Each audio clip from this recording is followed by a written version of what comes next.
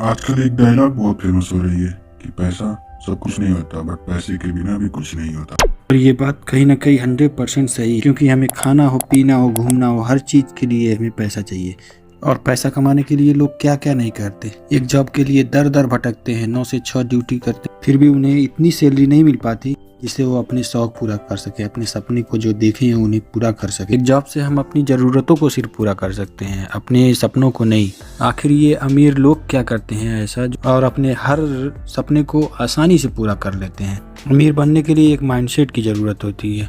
सबसे पहले हम जानते हैं कि ऐसे कौन से माइंडसेट डेवलप करें जिससे हम ये फाइनेंशियल फ्रीडम अचीव कर सकें।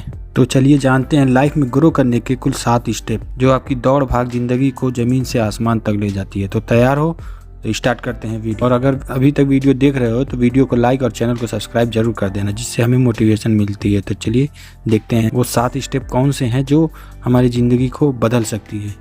Number 1, clarity. जहाँ पर हमें पता होना चाहिए कि हमारी फाइनेंशियल पोजीशन क्या है और हमें करना क्या। इसे हम एक एग्जांपल से समझते हैं कि मान लीजिए आपके अकाउंट में 5,000 है और आपको टारगेट रखना चाहिए कि आपको इसे 1 साल में 1 करोड़ बनाना है। तो इसका मतलब ये है कि आप हमेशा अपने एम्बिशन, सपने को क्लियर रखें और उसे टारगेट बनाकर अपने दिन का पहला कदम बढ़ाएं। Number 2, self sufficiency. Self sufficiency का मतलब ये है कि हमें अपना खर्चा खुद उठाना चाहिए, न कि पेरेंट पे डिपेंड होना चाहिए।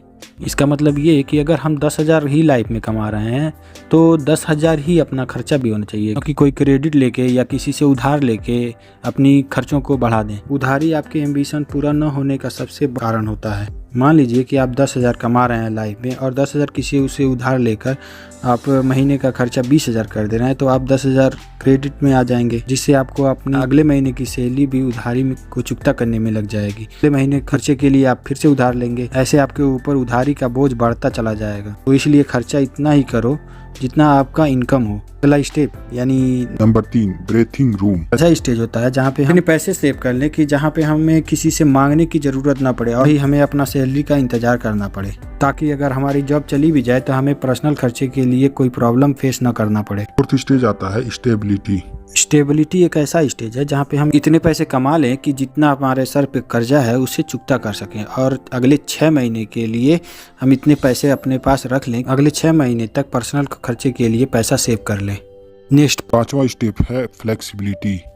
स्टेबिलिटी में जहां हम पर्सनल खर्चे के लिए 6 महीने तक का अमाउंट इकट्ठा कर रहे थे, यहाँ फ्लेक्सिबिलिटी में ये होता है कि हमें 2 साल के लिए अपना पर्सनल खर्चे के लिए अमाउंट इकट्ठा करना होता है। फ्लेक्सिबिलिटी स्टेज अचीव करने के बाद हमें ये फायदा होता है कि हमें 2 साल तक हमें पर्सनल खर्चे का टेंशन लेने की ज़रूरत नहीं होती और हमारी जो भी सैलरी होती है वो सेव बच सकता है और कहीं भी हम उसे इन्वेस्ट करके उस पैसे से भी हम इनकम कमा सकते हैं। 6वां स्टेप है फाइनेंशियल इंडिपेंडेंस, यानी वो स्टेज जो हमारा सपना था 1 CR या फिर आपका जो अपना सपना हो उसे पूरा करने के लिए। फाइनेंशियल इंडिपेंडेंस हासिल करना यानी अपने खर्चे के लिए भी काम न करना, यानी कि आप कुछ ऐसे पैसिव इनकम जनरेट कर लिए हैं जिससे आपको पर्सनल खर्चे के लिए पैसे आते रहें, जैसे कि डिविडेंड, रेंट इनकम या कुछ ऐसा एसेट जिससे आपको पैसे आते रहें। फाइनेंशियल फ्रीडम का आखिरी और सबसे इम्पोर्टेंट स्टेज होता है क्रिएट वेल्थ, यानी कि अब हमारे पास इतने पैसे आ चुके हैं कि हम जिंदगी भर इसे खर्च करें तो भी खत्म ना हो। फिर हम ये सब अचीव कैसे करें और हमारी इसके लिए क्या स्ट्रेटेजी होनी चाहिए। ना सब कुछ हम एक जॉब करके तो अचीव कर नहीं सकते, तो इसके लिए हमें मेरे हिसाब से सबसे इम्पोर्टेंट चीज होता है कि इन्वेस्टमेंट। ऐसा तो हम सब कमाते हैं कम या ज्यादा, लेकिन बचाता कोई नहीं है। अगर हमें वेल्थ क्रिएट करना है तो हमें बचाना जरूरी है, तो बचाने के लिए हमें इन्वेस्टमेंट करना जरूरी है,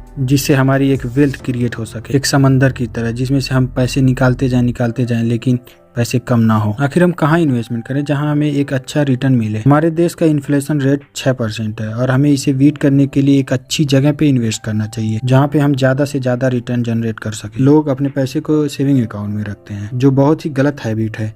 सेविंग अकाउंट में हमें 3 से 4% का इंटरेस्ट मिलता है, जो इन्फ्लेशन रेट को भी बीट नहीं कर पाता। इससे अच्छा तो हम अपने पैसे को FD कर दें, कम से कम 6 से 8% का रिटर्न बैंक देता है। यह एक बहुत अच्छा स्टेप नहीं है वेल्थ क्रिएट करने का, बट सेविंग अकाउंट में रखने से तो अच्छा है। ये अपने पैसे को इन्वेस्ट करने का दूसरा जगह म्यूचुअल फंड या इंडेक्स फंड होता है, आजकल बहुत ही ज्यादा फेमस है, जहां हम अपने पैसे पर एक अच्छा रिटर्न जनरेट कर सकते हैं। म्यूचुअल फंड में हम साल का 12 से 18% तक का रिटर्न जनरेट कर सकते हैं, जो एक बहुत ही अच्छा रिटर्न होता है। अब बात आती है शेयर मार्केट की। शेयर मार्केट में हम इन्वेस्ट करके अपने पैसे को 2 गुना या 3 गुना कर सकते हैं, जब हमें शेयर मार्केट का एक अच्छा नॉलेज हो तब।